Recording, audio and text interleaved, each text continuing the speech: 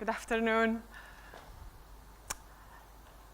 Do you recall those moments when you hear an inner voice and then the next thing you want to do is go and tell your friends, I want to do this, I feel like I want to pursue this next passion, and then they give you this long list of why you shouldn't do it, right? Because it's difficult, because you don't have enough investors or money, because the economy is down, because. Do you recall those moments? Well, today I want to talk to you about all those voices and their impact on my life. When I was in high school, my favorite teacher was the geography teacher. Her name is Maria Păunescu. She was an absolutely passionate woman who would go out of her way to bring props, magazines, and different type of news just to excite us about her favorite subject, geography. So one sunny day, she came to class with even more enthusiasm than usual. She put some papers and magazines on the table, and all my colleagues gathered around to discover what was new today. All those things were happening, I was in my place, at the end of the classroom, in my bench. In high school, I was the ugly duckling, as you can easily see on the screen. I was the introvert. I was the one that most colleagues were making fun of. And so I would go to school looking down. I wouldn't speak much. And I wouldn't interact much with my colleagues because they were the ones who were making fun of me. But as this enthusiasm was happening here and there was so much noise in front of the class, I was like, okay, what's the fuss about? So as I approached, I understood why they were so enthusiastic. The teacher was explaining that for the first time ever, somebody thought to build a hotel on water, and it was the most luxurious hotel in the world, and it was the only 7-star hotel, and it was located in the United Arab Emirates, Dubai. And everybody was looking at the glamorous Dubai, at the gorgeous photos, and for the first time ever, I heard my inner voice whispering to me, one day you will live there. And it started to feel more and more real.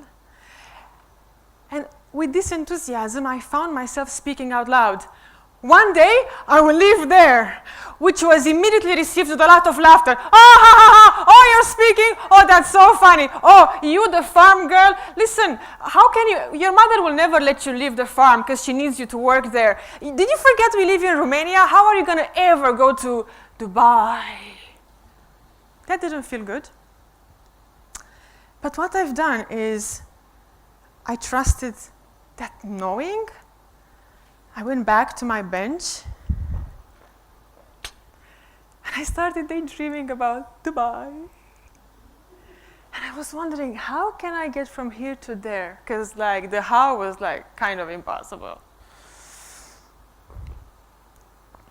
And then I said to myself, well, I could do some promotions to earn some extra money. I could ask my mom for more allowance. I could ask for my grandparents. I could start saving.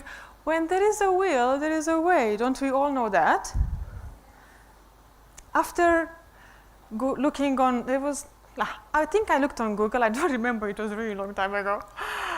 I was researching, and eventually I was able to find a recruitment agency in Romania who was looking for young, enthusiastic girls to come to Dubai.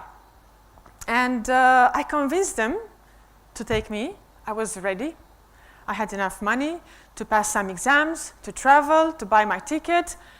And in 2004, I landed here. And the minute I arrived, I discovered the glitz, the glamour, and the heat. I mean, the heat was not in the brochure, but I said, fine, you're still beautiful. Okay. So like most of us, I did my best to find my balance in the city, worked different jobs, tried different careers, I just wanted to make it work because of the Burj Al Arab, because of the dream, and because of the inner voice. And so, after trial and error, I discovered actually what I really wanted to do was to model. Because okay, I kind of had the looks. After a while, I started to work on myself, train, and sooner or later, I started to model a little bit more, also because I was fortunate to be lucky to be the right person, the right girl at the right time, as the economy was booming, lots of developments were happening, so advertisements and lots of ads were happening, and they were needing models. And as I was having quite a good lifestyle in Dubai for a Romanian girl, I one day got offered from one of my colleagues a pair of tickets to go to a concert. And she passed them on to me. She said, I can't go, you go. So I picked them up. I was like, what? Are you kidding me? Backstage, VIP access to the biggest diva of all times. And not only she is the biggest diva in the world, she was my idol. That's why 5th of March, 2008, has completely changed my life forever. I was at the festival city when she came.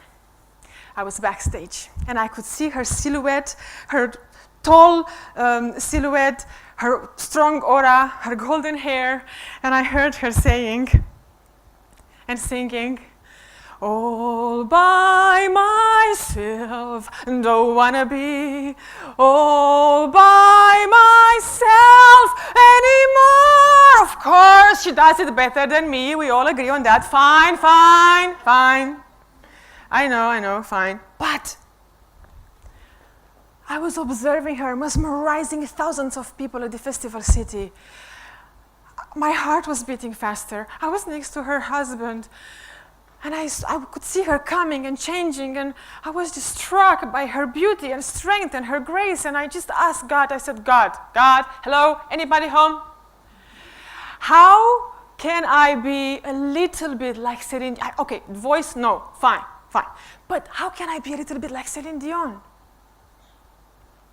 Ask and you shall receive, they say, right? For the second time, I heard my inner voice again. And this time I was able to recognize it a little bit better because I did hear it in high school. I followed it, so I kind of had an idea that it works. So my inner voice told me then, maybe you could be on stage like Celine and present Celine on stage. Maybe you could present. Maybe I could present.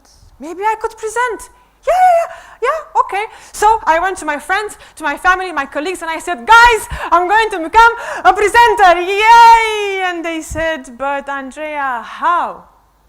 I said, just like that, I'm going to study. Hello? Andreea, but you know only 3 words of English, and even those 3 words, they have an accent, because you are from Romania, and your English grammar is like non-existent, forget about it, and your vocabulary is like 3, 5 words, okay, maybe 10, whatever, you're a model. And so, no journalism background, how are you going to present? I said, I don't know,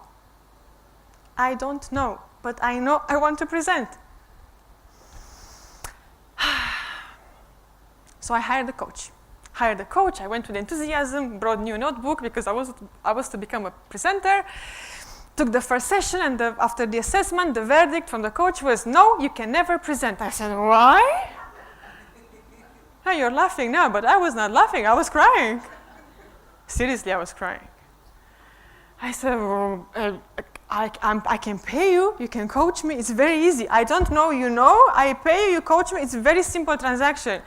So Andreea, no, you lack confidence. It's going to take you, it's impossible for you to present on stage. Okay, fine. So I started traveling, I started looking for different mentors, I knocked on many doors, I went to different universities, looked for different courses. I wasn't about to stop, you know that by now. So I started to educate myself, watch YouTube videos, books, spend lots of time in bookstores. And eventually I did start to present a little by little.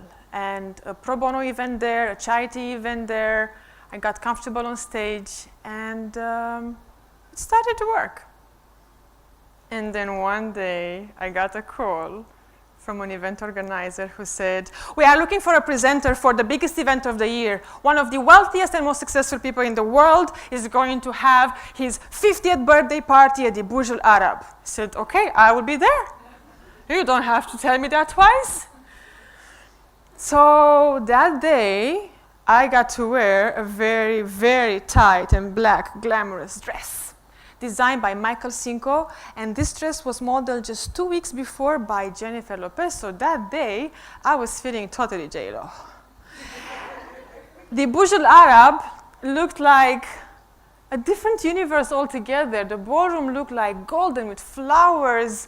The most beautiful people from different parts of the world gathered for this wealthy guy.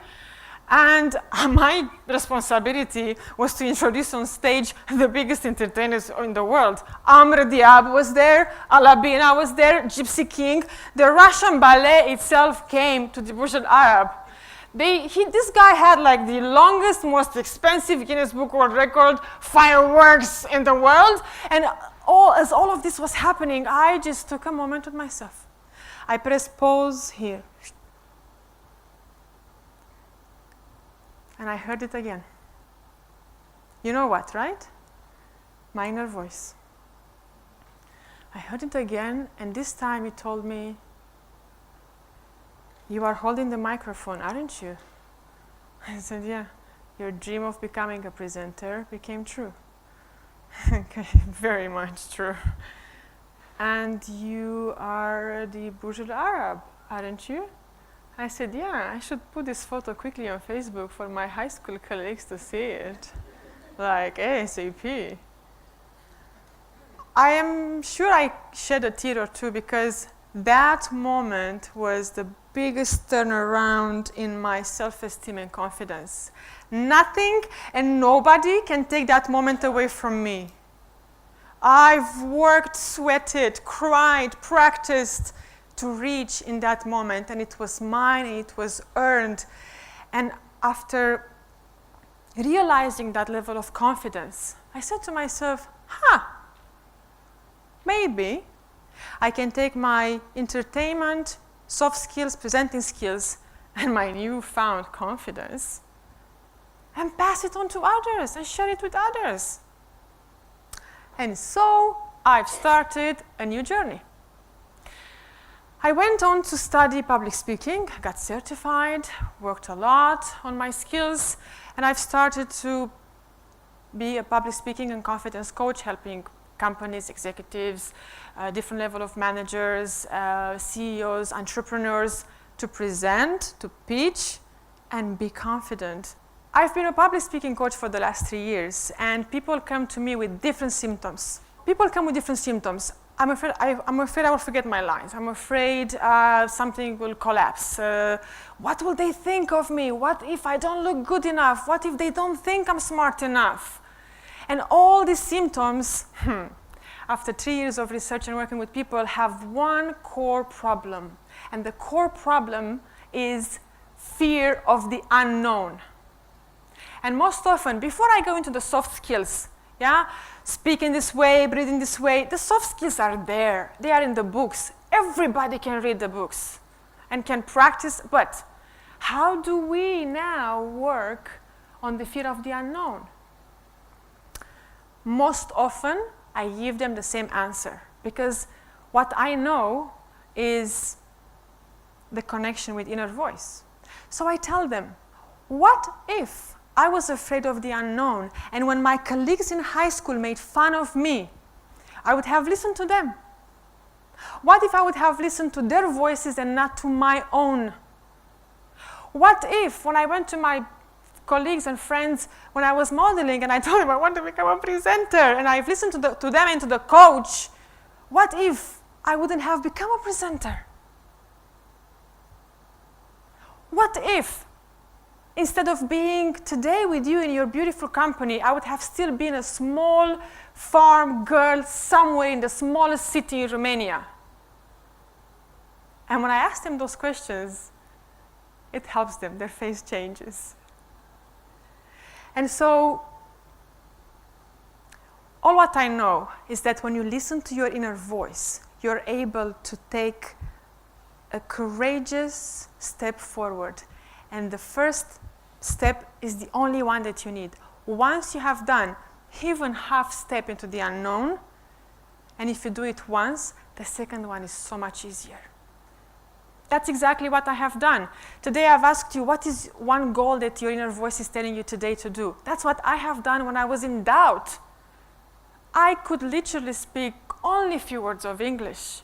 And to reach to this other goal, I had to ask myself, can I change something? What are the obstacles? What can I do today to get myself closer to here? Everything from here to here was incredibly unknown and scary. But you know what? If I can do it, we can all do it.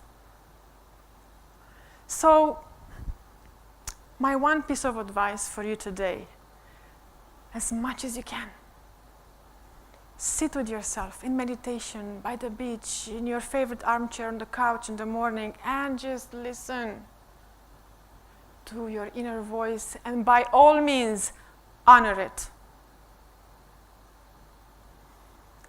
I have been incredibly lucky to have had this journey so far and to have been inspired to listen to my inner voice. And even though I could thank my family, my friends, my cheerleaders, my friends who are here in the audience, I can see you all. Instead of thanking you and all those people, today I want to thank all those people who told me, no, it's impossible. They have built this resistance and this contrasting wall and have forced me to strengthen my inner core to such extent that I had to burst through it. And in doing so, I have become stronger. It's because of those people that today I am in front of you. Thank you. Thank you.